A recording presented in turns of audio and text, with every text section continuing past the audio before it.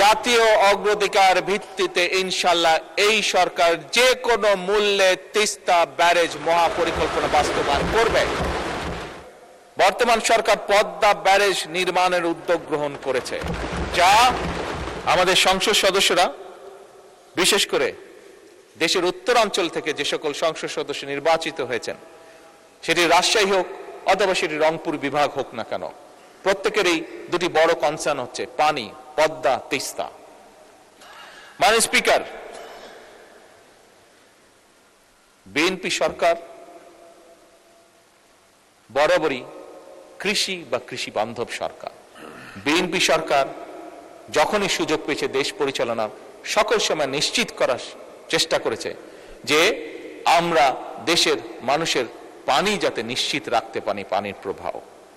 এবং সে কারণে মাননীয় স্পিকার, বর্তমান সরকার পদ্মা ব্যারেজ নির্মাণের উদ্যোগ গ্রহণ করেছে, যা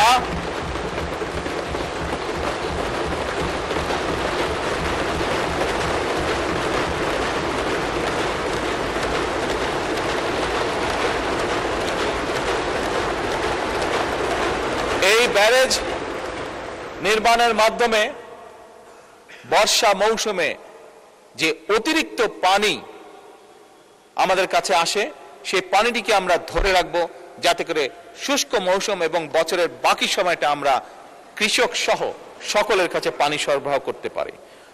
আর একটু উত্তরের দিকে চলে যাই, এবং সেই উত্তরে অবস্থান করছে আমাদের তিস্তা।